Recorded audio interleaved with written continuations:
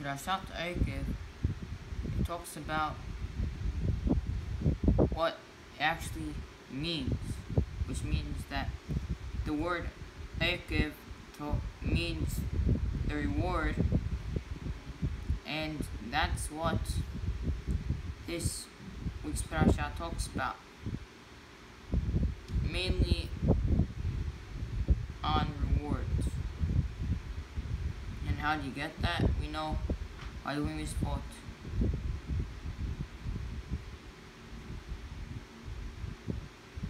But in a topic of rewards,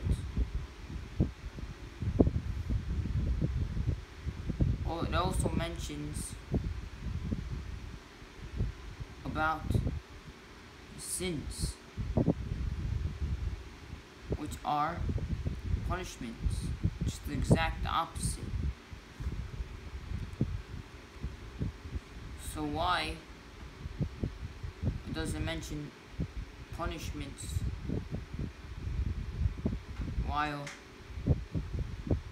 the basic idea of this week's P'rashat is about rewards? Maybe set aside for another time for a different P'rashat, be a P'rashat for punishments, for sins.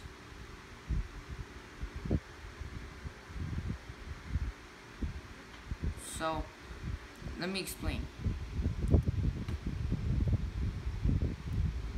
Before I mentioned the 10 Commandments in this week's P'rashat,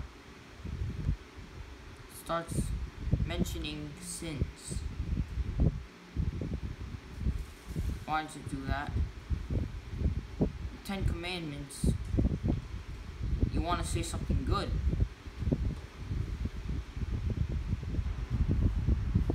Because if they were sinning, why would they be worthy of getting the 10 Commandments? You have to put something good. Say the good things that they did. And they actually had to do good things in order to do the 10 Commandments.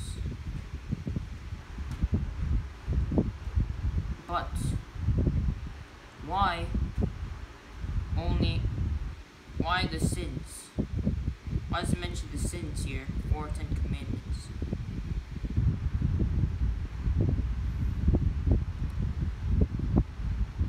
Answer is that we all take a responsibility lightly. Now, what does that mean?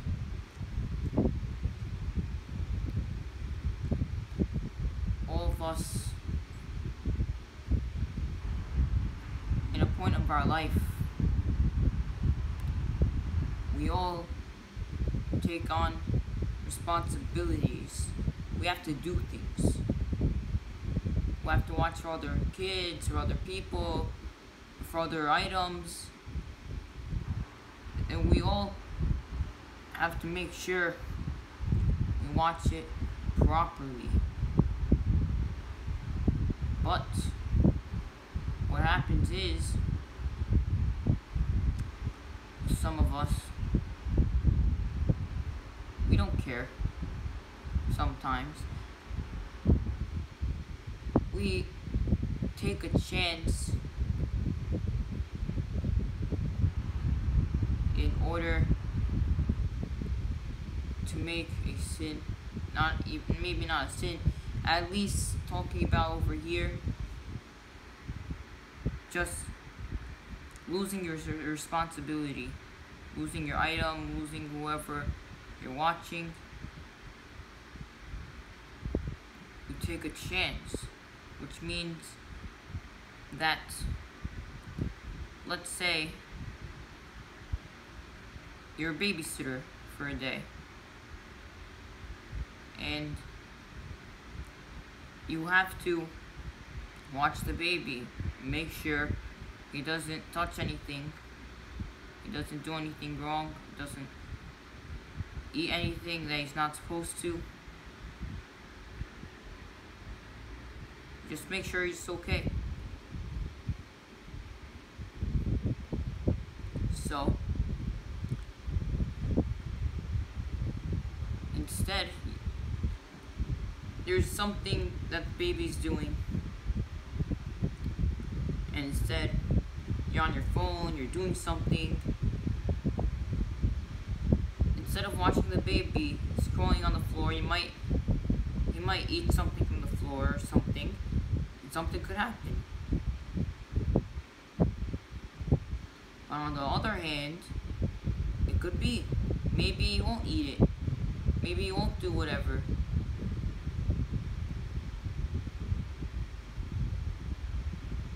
We're not supposed to take a chance when it comes to an obligation. Because it's either you could do it 100% or not 100%. Which means that if it's 100%, it means we make sure to watch him, and we're watching him, making sure 100% it won't happen.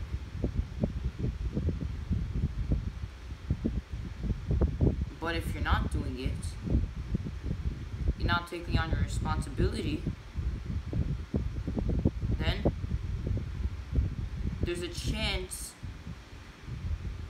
that you lose the item,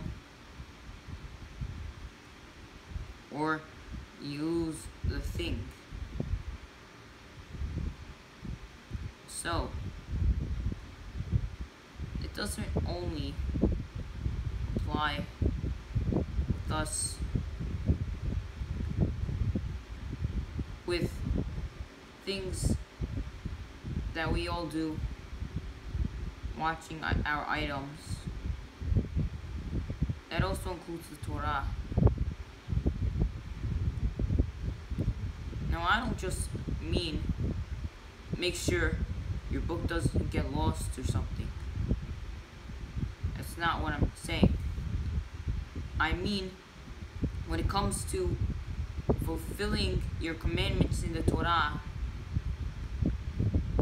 you go and make sure that you don't take any chances to break your obligation. So what does that mean? For example, let's say you're a guy, you're Shomer Shabbat. You make sure you keep Shabbat. Okay, good. So, one time, you're going on a weekend to a hotel, and you arrive there a little bit before Shabbat, and you really weren't able to check out things and everything, how they're doing, and everything. And then, the time Shabbat comes, and you're thirsty, you want a cold drink or something. And in order to do that, you have to go to the refrigerator. Now, you don't know whether the light's on or off, whether it'll turn on or it stays off. So what do? You go and you open it. Then you found out the light's on.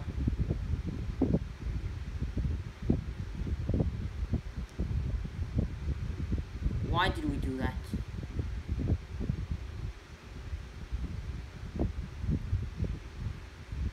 We broke Shabbat just to get some encountering something.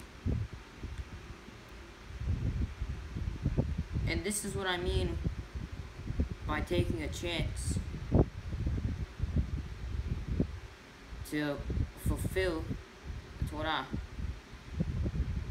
All your responsibilities,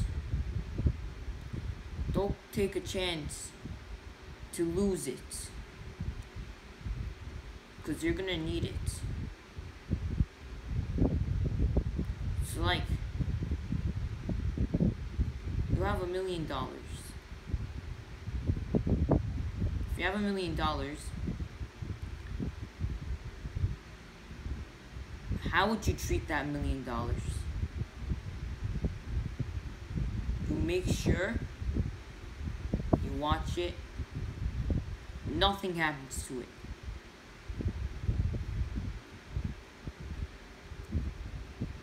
So, in order to do that, make sure you put it in a safe place so no one takes it.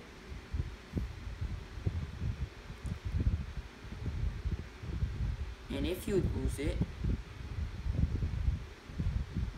and you'd be very upset about it.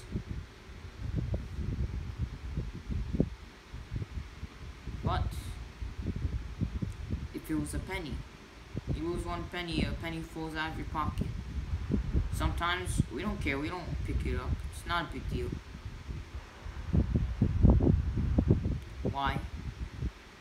It really doesn't have a value for us. According to us, it's not something important. We don't need it. But something we need, and make sure we have it. Keep it, and we don't lose it.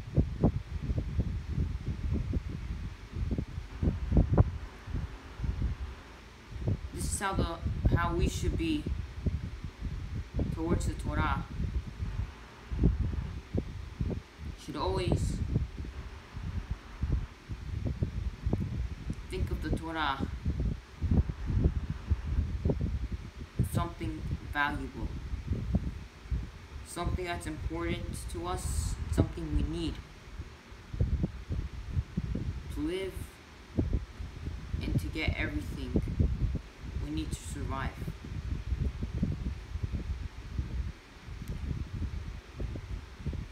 Now,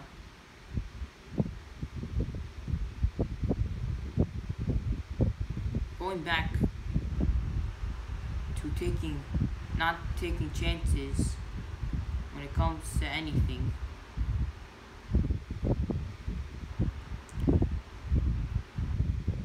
The Torah, we can't take a chance on. And unfortunately, some of us, we do. We take a chance on an obligation, while really not supposed to.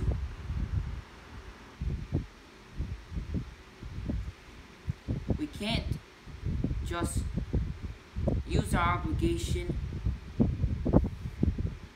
and take chances in order to break our obligation.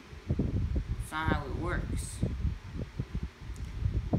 You want to make sure in every possible way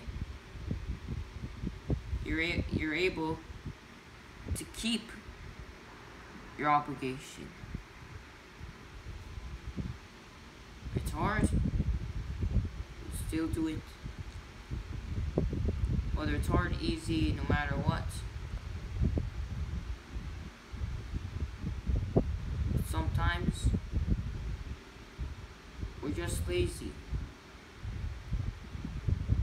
And that's one of the reasons why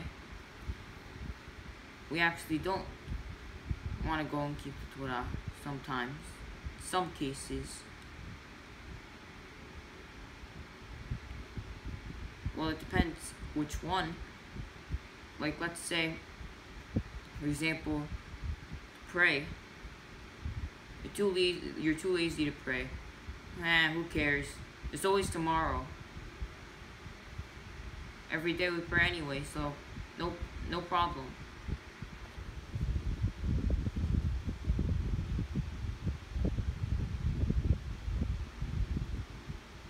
Yeah, in those type of cases, it works. But in some cases, it's not that way. It's different.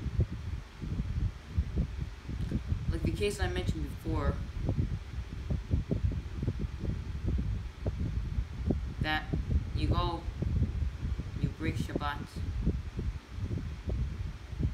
by opening the refrigerator,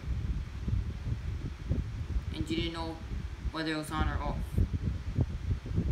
You can't take a chance like that.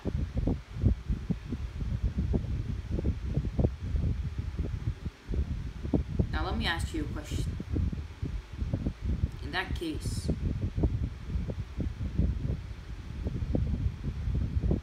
was that just a mistake, forgiven, or no? What do you think? So the answer is that it's 100% as if you're still breaking Shabbat. Why? You didn't know. You didn't want to break Shabbat. So the answer is that Shabbat. Why do we celebrate Shabbat every week? You know, because Hashem rested on the 7th day. It's a holy day. We know that. And if it's a holy day, there's things we're not allowed to do. We have to rest. We have to copy what Hashem did on the 7th day of creation. So, some of us, for Shabbat, what do? Some of us, we keep Shabbat. Why do we keep Shabbat? How do we react when we keep Shabbat? Like, come on, it's one of those days again. Some of us don't even know why we keep Shabbat. We just think it's just strict. We just have to do it. There has to be a deeper explanation than just we have to do it. We know, yes, Hashem rested on the 7th day. But it doesn't make sense on why we have to do it.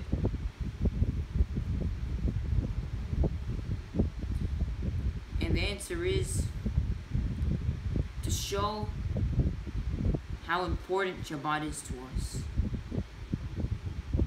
To show we keep Shabbat no matter what. And that includes chances, as I said. So when you go and you break Shabbat, like that, it shows you don't care. You say, what? I keep Shabbat. That means I care. It means that you don't have the actual love for Shabbat. It's not important to you. You do it. Why? Because you have to do it for some other reason. The purpose of keeping Shabbat is not just to make ourselves suffer. It's to respect the fact that Hashem considers the 7th day Shabbat as a holy day, and we have to show how much we love it and how important it is to us. If it's important, it's as if we treat it as $1 billion. Something we don't want to lose out on. Breaking Shabbat, you don't want to lose your $1 million. So you keep Shabbat and you gain $1 million.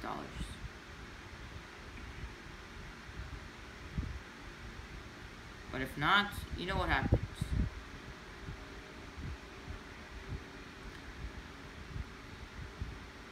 Taking a chance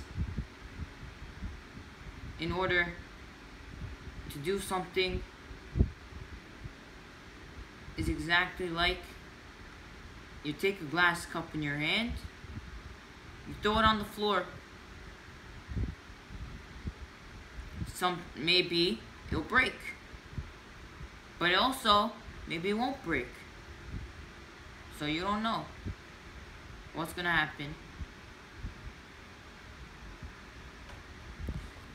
And obviously us, would we do that? No, why would we do that?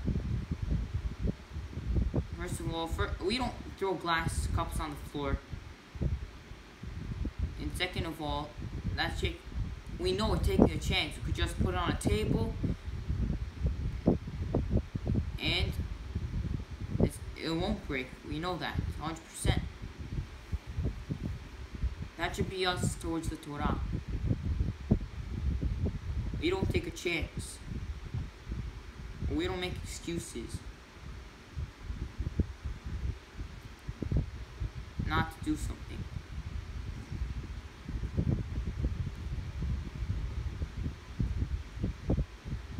Taking a chance, making excuses,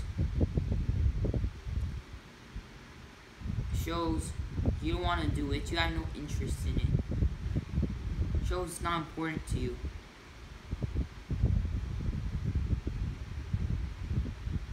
And you're treating something that's like $1 million, treating it like it's worthless. There's no value in it.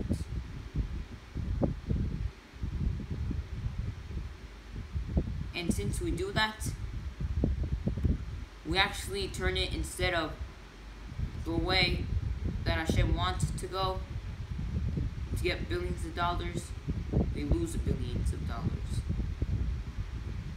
That's what happens. Because we don't realize that we're doing something wrong. We don't realize that we have to always not take a chance, not make excuses.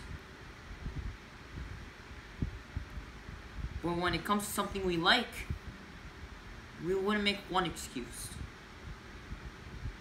You go to a basketball game, you do everything you can to go. Torah, it should be the same way.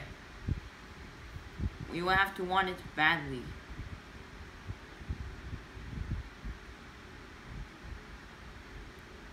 If we want it badly, then it shows we love the Torah.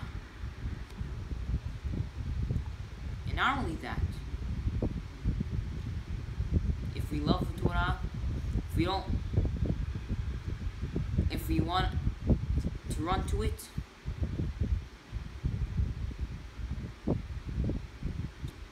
if it's something important to us, then it's valuable to us. And not only that, we're not going to take chances when it comes to breaking halachot that we have to keep. Why? What's the difference? Something you like,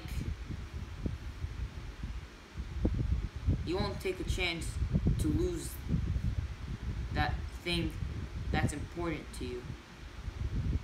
But something that's not important to you,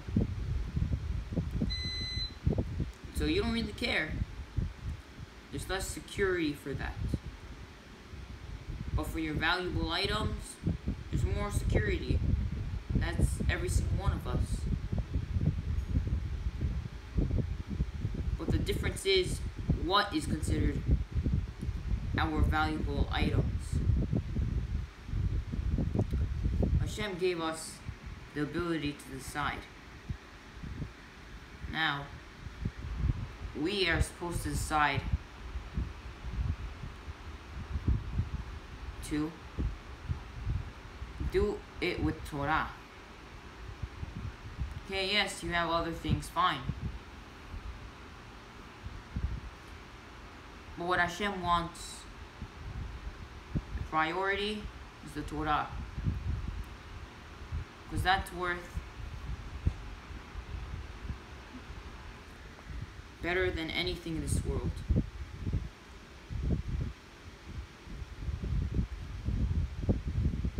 When you go to the next world,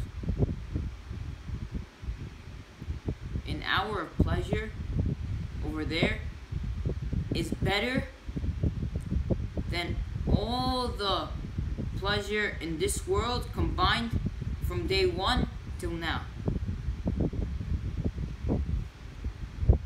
That's how much pleasure you get. Just keeping the Torah. It's not so hard. Obviously, if your mind's already filled with filthy stuff, then it's not so easy. But Torah says it's very easy. But it's only easy if you start with it, or if your brain's clean. You'll go straight to it. You'll get into it, and that's it. And you'll be good if you don't fill your brain with any dirty stuff.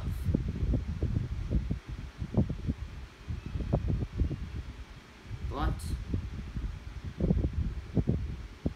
the reason why we fall out, we go off the derech, some of us, is because we fill our minds with filthy stuff, and our Yetzer Hara gives us other desires. That's why going on the internet is a weapon.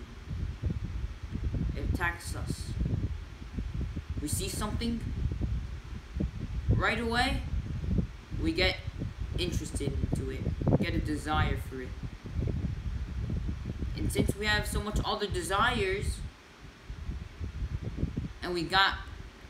and Torah is already old for us, so we just throw it out. We stop learning. Why? It's all because it became non-important to us. We have to make sure that we can't just leave things and let them become non-important, especially when it comes to the Torah.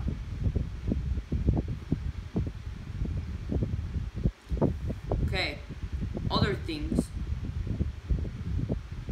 that you don't care about. I'm not saying you have to make everything in your life important. It's not what I'm saying. I mean, have things that are worth being important, things that you actually gain from it, be important. Instead of wasting your time on things that are not important at all, and making them important is the biggest mistake you can make.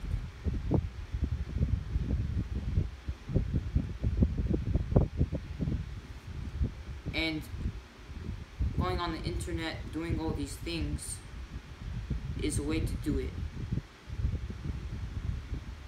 And yes, you could use the internet for good things and for bad things, you know. If you use it for good things, then fine, no problem. But we use it for bad things, and then that's when we start to get brainwashed by all these things. We see all these things, these dirty things, we follow them. And we make that important to us.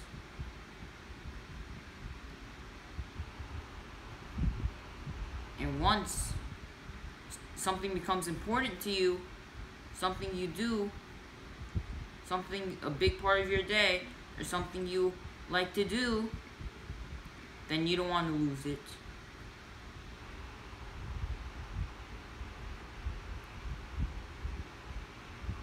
So if you would lose your phone or something when you're in the middle of doing all that, you lost it, you go crazy.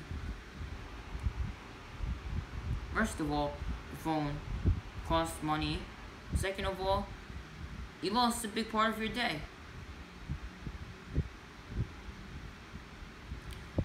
So now you get very mad.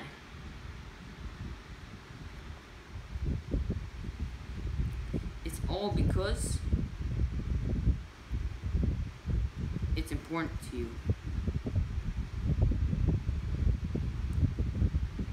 The way to start is to make something important. If you want to start Torah,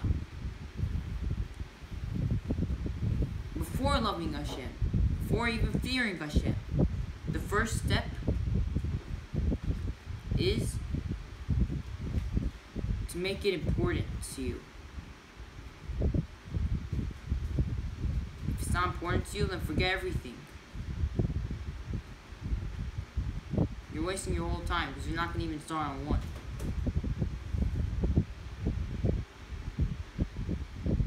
If you make it important to you,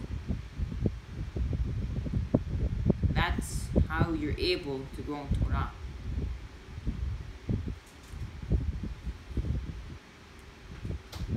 If it's not, you'll stay how you are. Even if you want to. You have to understand how it could affect our life, how we can benefit from it. It's something, at least most of the time, that we benefit from. Call that important. Call that something we don't want to lose. So if we don't want to lose it, then we wouldn't even bother to go stop learning. We're not 100% obviously, but we'd at least be learning in the morning and in the night. At least if it's important to you. And this is why all those people, they fall off the derech, they go off the derech. It's all because it's not important to them. They got all these other desires, and they lose what they are supposed to do. And then when they go to the next world, they realize their mistake. Then when they're going and they're suffering, it's all because they didn't make the Torah important to them. Something important to you. If there's something important to you, you spend more time on it.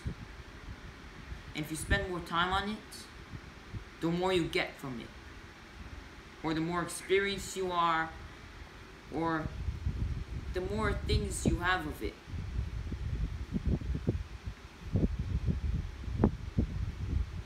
So, if you were in business for a long time already, you're experienced businessman,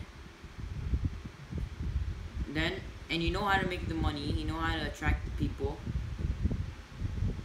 So that's how you make your money. And you make much more. First, you don't start out off so well. It becomes better and better.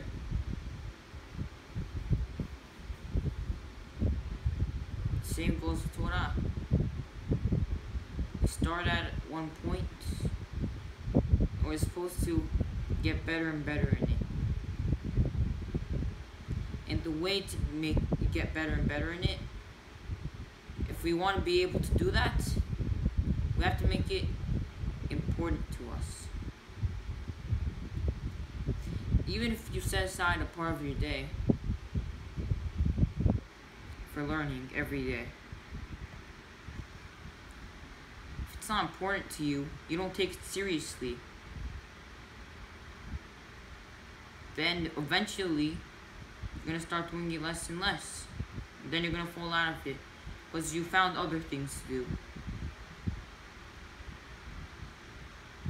This is why we have to make sure we keep the Torah with an interest for it.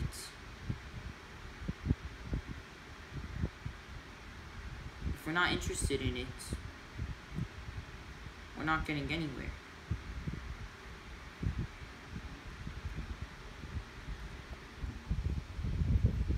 And that means we can't take something and make it a chance that we lose it or something like that.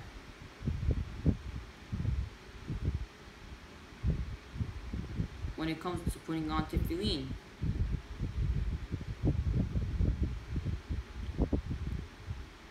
like, nah, don't put it on today.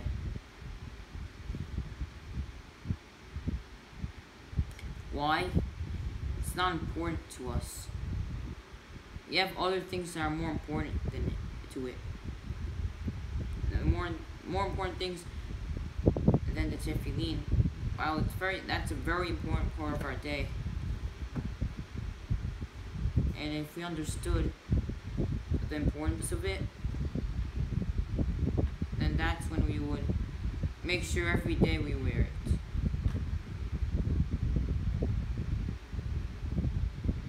Some people, they make sure they always put on tefillin. Okay, fine. They wake up 10 o'clock, 11 o'clock.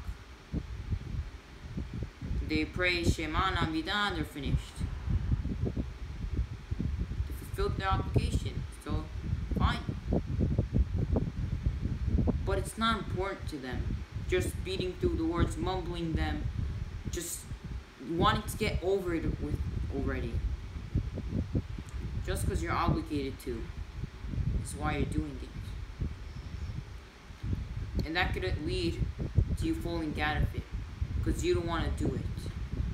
Something you don't want to do, eventually you're going to stop doing.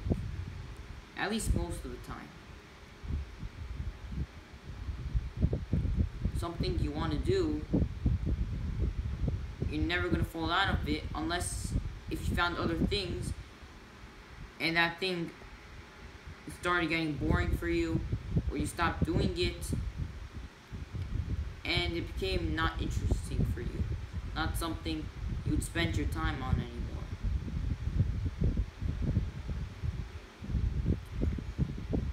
And you still say, there's no point. What does this do for you? I'll tell you a story. There was a guy. He was late to get on a flight, so he had to go catch the plane.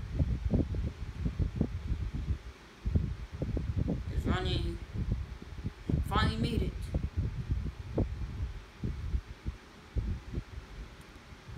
And then he realized he forgot his tefillin.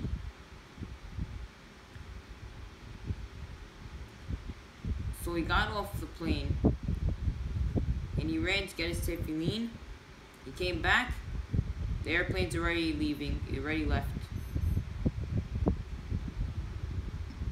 The guy is very sad. Missed the plane. But he got his tefillin. And guess what happened to that plane? That plane crashed.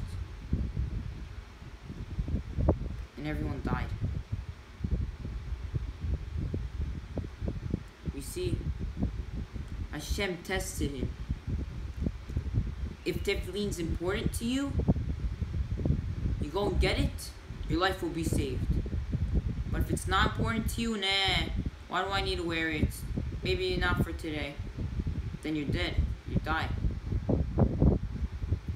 Hashem made him forget his tefillin in order for him to be able to choose whether it's for him something that he wants to do, something that's interesting for him, something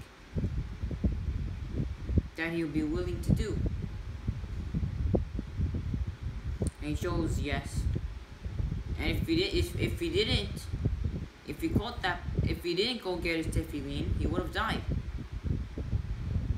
So really, this thing saved people's lives, and we don't understand it.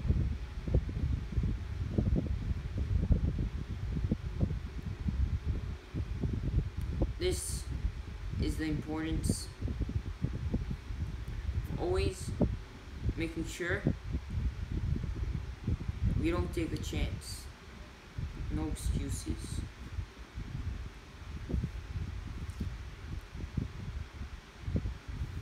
Always, you have to make sure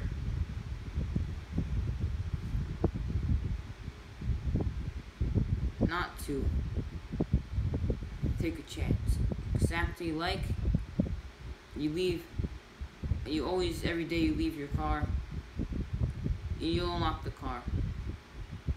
There's a chance that it could get stolen and you lose your car. None of us would do that. It's important to us. Something that's important to us, why would you even bother? Even take a chance to lose it?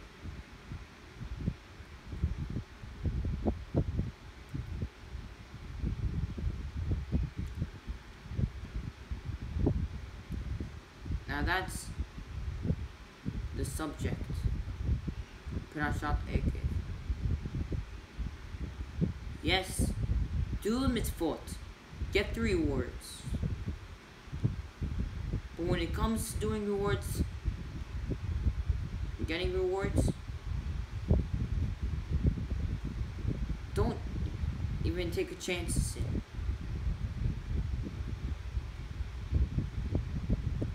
Why bother even once to? And the only way you will take a chance is if you go and you don't care about it. It's useless, worthless. No point of it.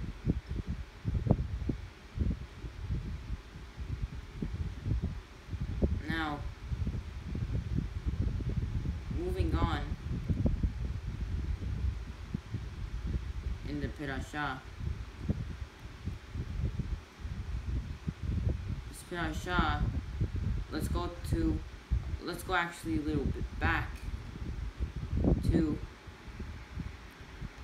when it talks about man and the food they get. But over here, there's a famous quote that we all know of. Ve'achalta v'sabata. You'll eat and you'll be satisfied. This refers to Birkat Hamazon. The Torah commands that we all do Birkat Hamazon when we come full. That's what satisfies means. But now you can ask, if that's the case, then why, even when we're not full, we make Birkat Hamazon? We eat a tiny piece. We eat some piece the size of an egg or an olive, we make Birkat Hamazon. Why? Torah says, when you're satisfied, you make Birkat Hamazon. The answer is, our Chachamim made a rule that not only when you're full,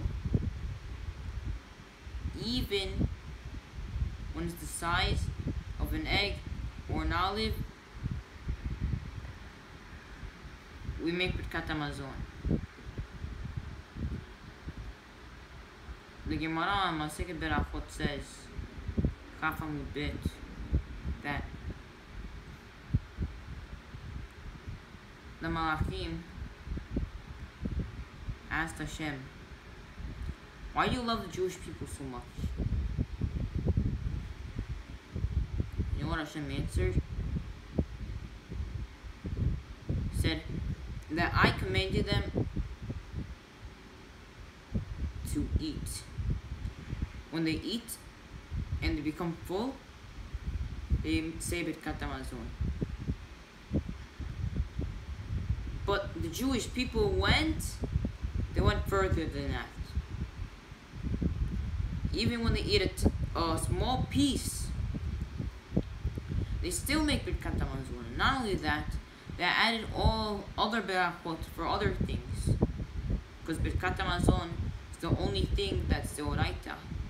The rest of them, She'akol, Mezonot, list all of them. The rest of them are all Derabanan. The only ones that's deoraita is Birkat Hamazon. And Hashem says, look how much they love me. Why shouldn't I love them back?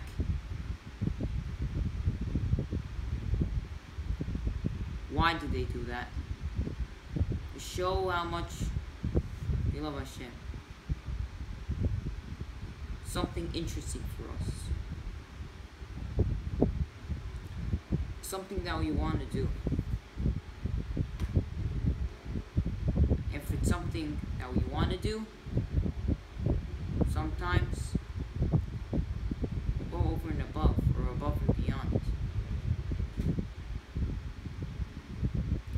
And continue to do that.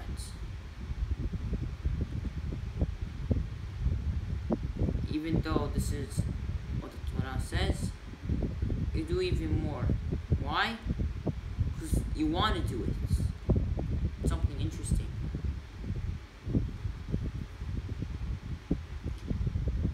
This is how we should all be. Not just fulfilling what the Torah says.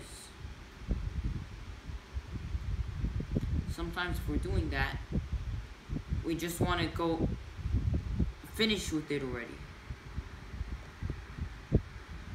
But if not, if we're really interested in it, then we want to do as much as possible. Something that's interesting for us, we want to spend more time on, or we want to do more of. And if the Torah is interesting for us, then it's all interesting for us, and that means we'll go and do more.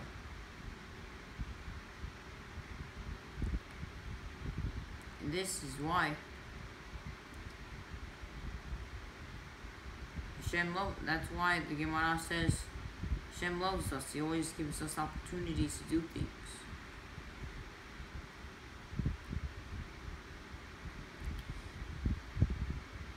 And it's also the same reason why the baby is put on top of the Aron. Why not anyone else? It's because the baby, or the kid, young guys, when it comes to Torah, they're always excited about it. They always want to do it. Something interesting for them. And they're excited for it. So Hashem says, those are my children. The ones who are ready to do it. Not only that, they're excited to do it. Even if it's hard, even if other people wouldn't want to do it. For example, with Avraham Avinu, the famous story of Akedat Yitzhak. Avraham Avinu woke up early in the morning to go and do Akedat Yitzhak. Hashem just commanded him, go kill your son.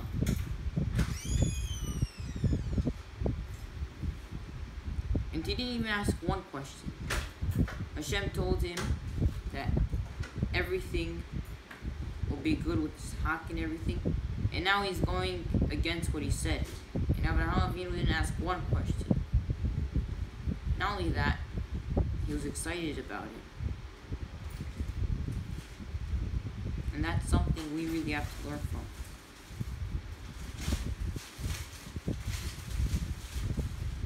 Even if it's doing something that's so important to you, or something that doesn't make any sense, if you have a love for it, if it's important to you, then you'll do it. If it's not important to you, you wouldn't even bother. Why waste a second on it? But anyways,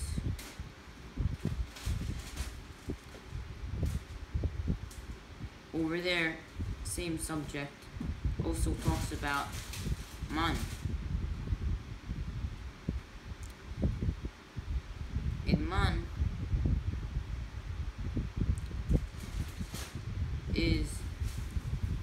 was a very important part of their life back then. At the time, they would rely on the man for food. We know it would taste like whatever they wanted. And that's what they had. And they still went and they complained, we know.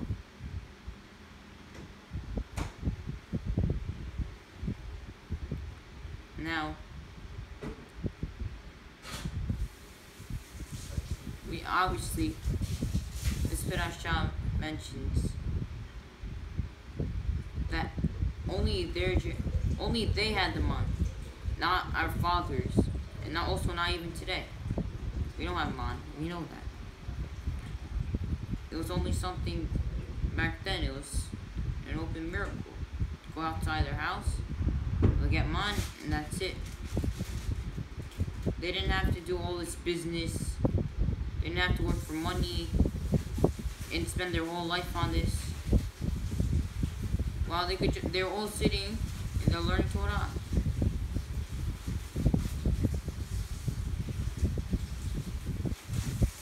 This is them back then when they had man.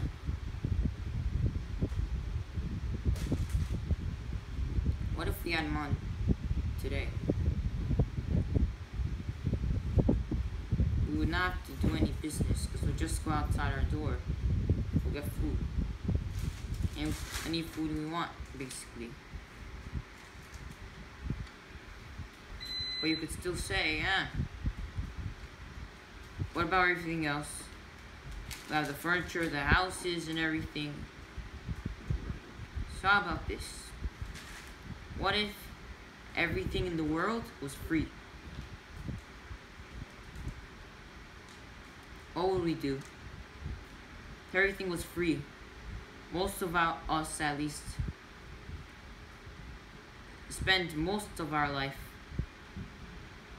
business, doing all these other things, making money. Why do we need money? So we can get all the things we need. Why do we need all those things? To survive. We all need to survive. But is there anything else that we do? Yeah, we have other things. if it's not business or anything else, there's something called fun. We go to these parks, we have fun, and do all these things.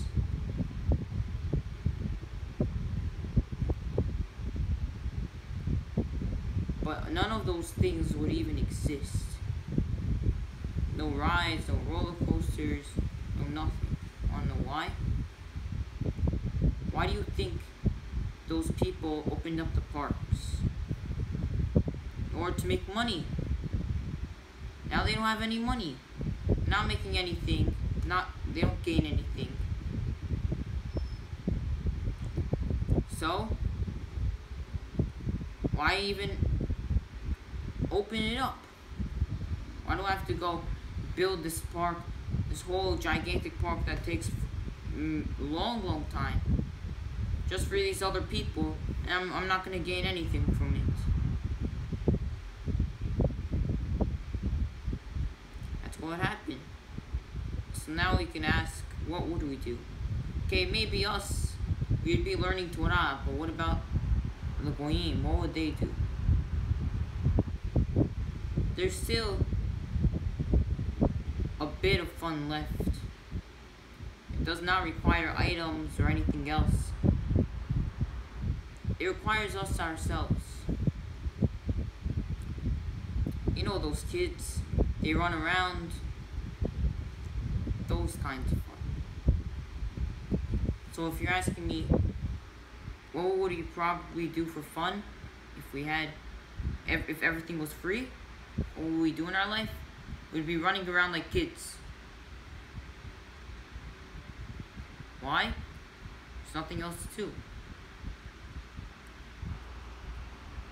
And none of these inventions would probably be invented. Not the phone, not nothing. Because even if it was invented, we want to make money off it. We want to gain something from it. We're not going to just give it for free. All our hard work for what?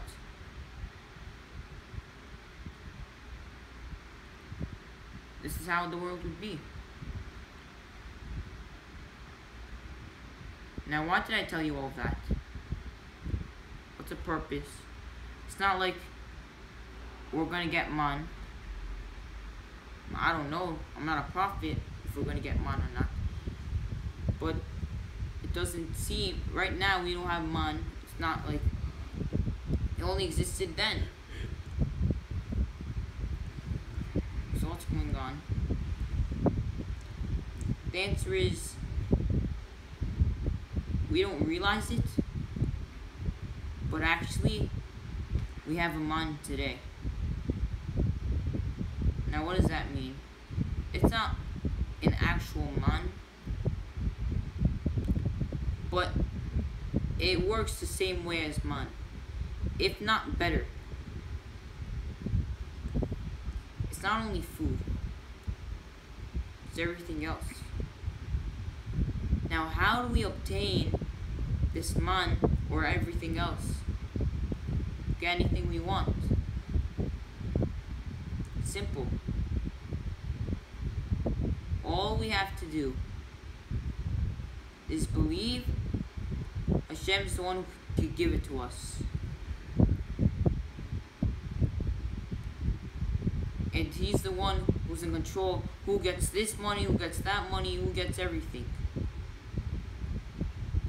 If we realize that Hashem is the one who gives us the money comes straight to us. We'll walk outside our house and we'll get money. We don't know how it's gonna happen. One thing for sure, it's gonna happen. Now, if you just believe in Hashem, He could give you money. Okay, yes. But you're still in your business, you're working all day.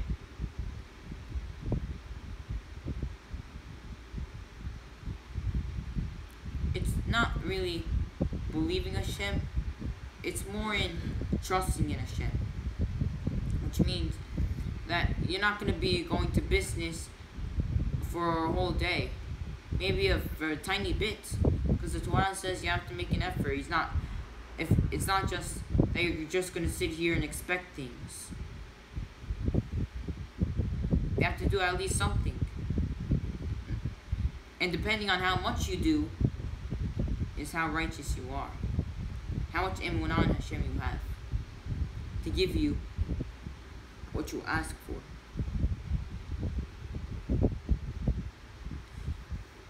So, Hashem is going to give us, if we take that time off of our work, okay, maybe a little bit of work, and we spend day learning Torah. This is how our day should be. And if you have trust in Hashem, Hashem's just going to give you the money. But Hashem also says, if you don't believe that I could give you the money, if you believe your boss is the one who gives you the money, then go. The boss will give you the money. Have a nice time working very hard to get your money, while you could just get it simply by just believing that I give you the money.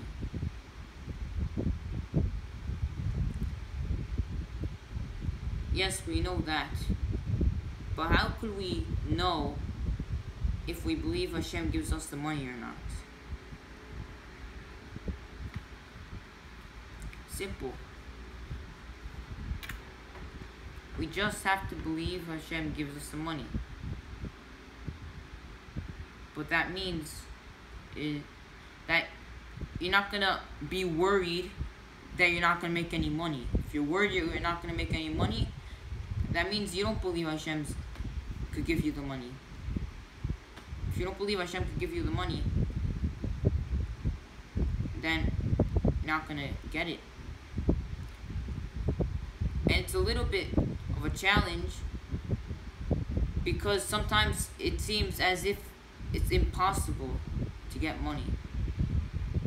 But when it comes to Hashem, anything's possible. Hashem could do anything He wants.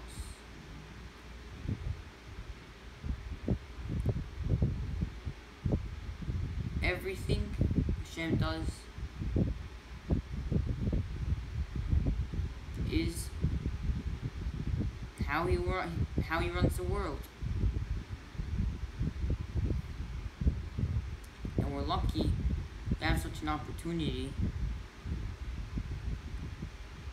to go make money from just asking Hashem. We're lucky. We can benefit both ways. First off, we benefit this world. We benefit from making the physical money. The spiritual world. Why? Because learning Torah already, you're already guaranteed Olam Haba. It's a win-win situation. You benefit both ways. You don't lose. And it's not hard.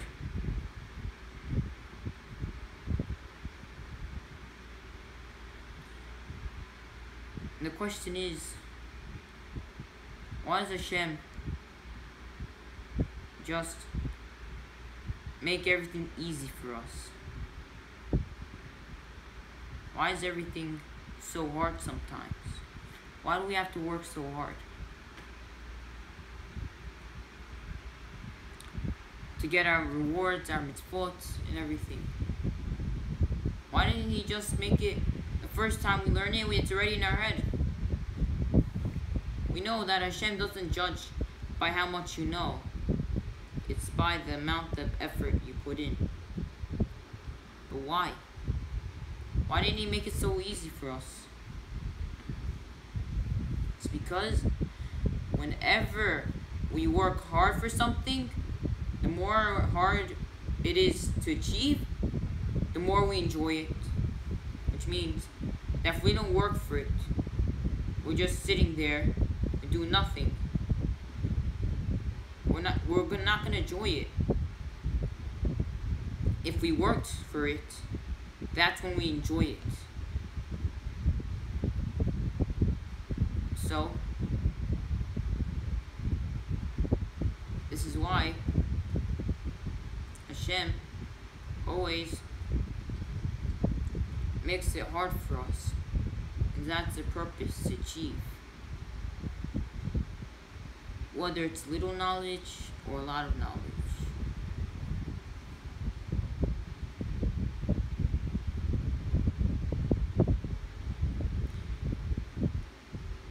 This is what we have to always do. Believe that Hashem could give us the money.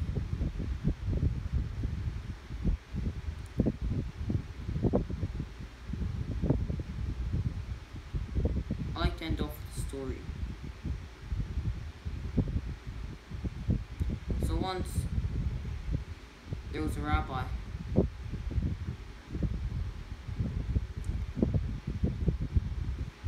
who was giving a speech somewhere. And the guy who would let the rabbi speak there has a rule. No one could interrupt in the middle of the speech for money to give charity.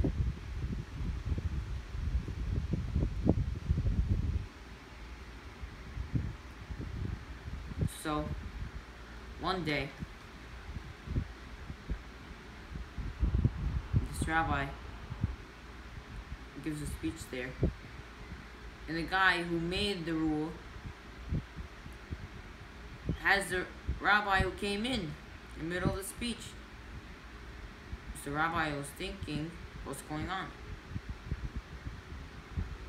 He said that it's not supposed to happen. So the guy whispered to him, said, this is a very important situation. If we don't help him out, his yeshiva is going to close down. He needs $20,000.